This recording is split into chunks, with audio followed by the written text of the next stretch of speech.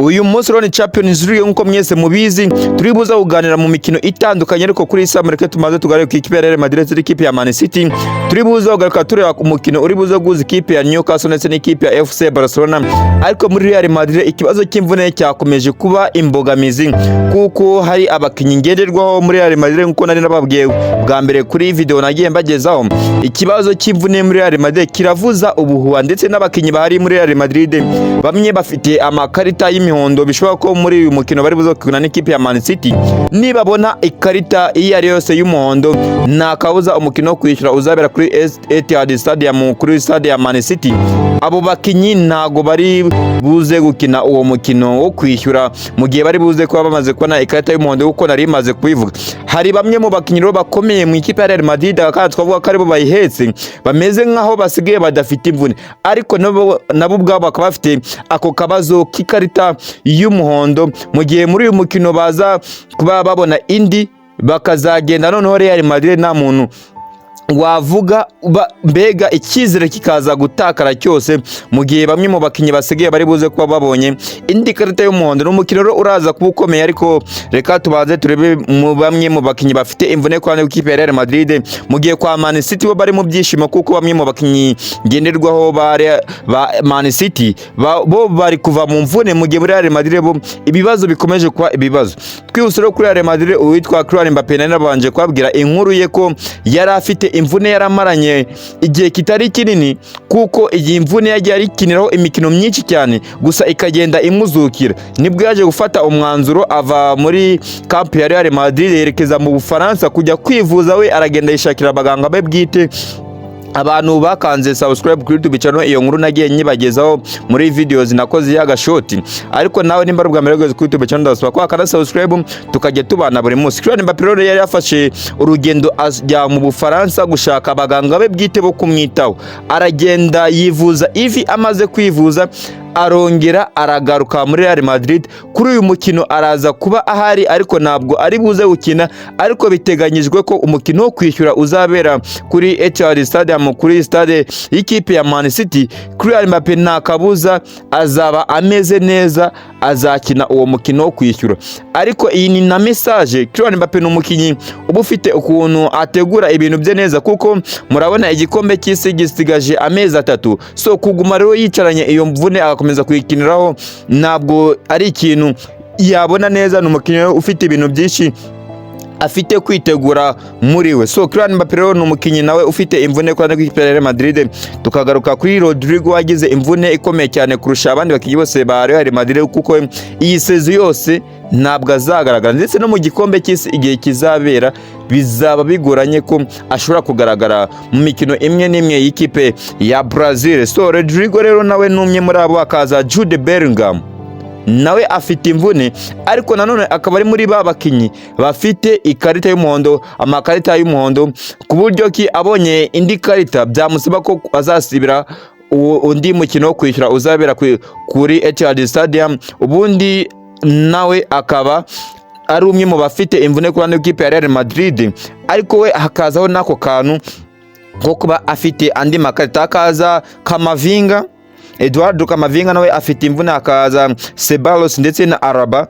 N'abakinyi ba Real Madrid wavuga ko bafite ibibazo by'imvune kandi ari babakinyi noneho bakomeye, babakinyi bakunze kuba bari kuri run up buri match yose mu gihe bameze neza. So urebye rero ku ruhande w'ikipe ya Real Madrid batakaje umwata kumwe mu gihe aba defenseurs bane aba midfielders aba mediateurs bane bose bagiye bahura n'ibibazo by'imvune. Nari maze kwabwira kuri Ceballos ndetse na Alaba ariko hari n'abandi bakinyi bagiye batandukanye bafite imvune ndetse n'umudefenseur umwe udahari kuri uyu mukino nawe akaba afite imvune. So n'abakinyi twavuga ko bafite imvune nekereza ko ari nk'abakinyi 7 ba Real Madrid bose beza bagakwiye kuba bahari kuri uyu mukino bari buzokina na Man City ariko bakaba badahari.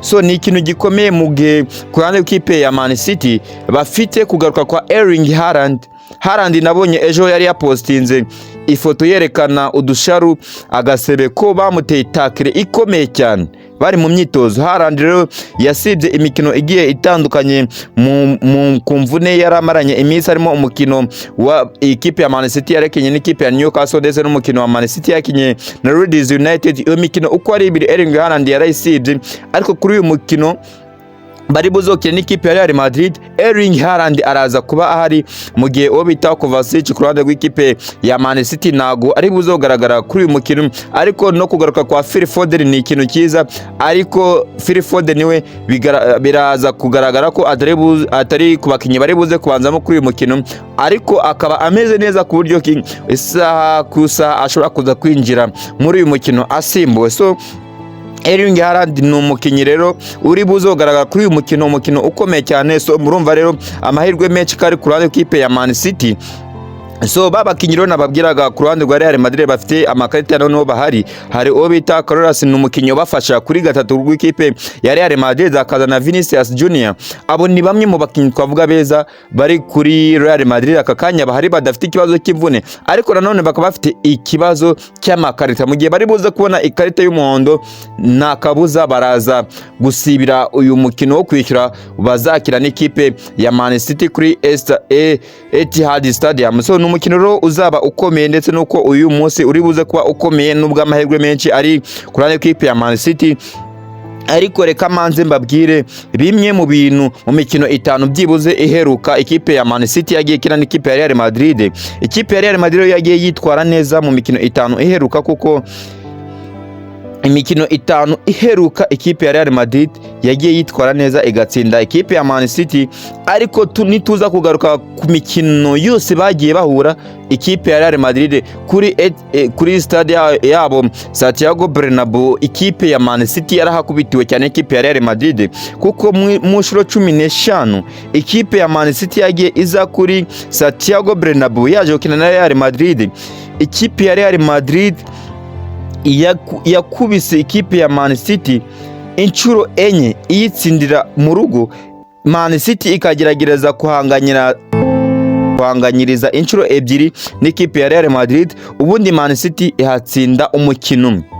Ndabisubiramo, umukino Real Madrid yakirimo ikipe ya Man City, Real Madrid yatsinze imikino 4, inganya imikino 2 na Man City kuri Santiago Bernabeu, ubundi ni inshuro imwe gusa ikipe ya Man City yatsinze ikipe ya Real Madrid isanze mu rugo.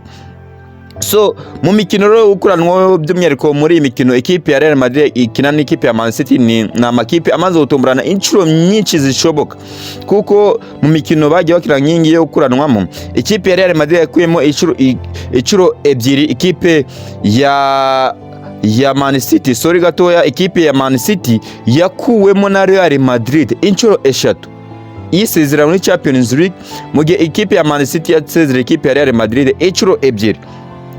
So numukino rero uri buze kwa rumo ibintu bigiye bitandukanye, ariko icyo kibazo cyo narimvuze gatoya ku bijyanye n'amakarita muri FC Barcelona nabo bafite icyo kibazo. So numukino rero namwe turi buze kugarukaho, icyo ngusaba nuko akanda subscribe mwagaruka mu kindi cyegeranyo nkweza andi makuru n'imikino iri buze kuba itandukanye, ugomba kugenda umenya amakuru yayo. So iyi ni Manda Sport TV kugezaho ngende ari Rwanda, kanda subscribe tubane buri munsi.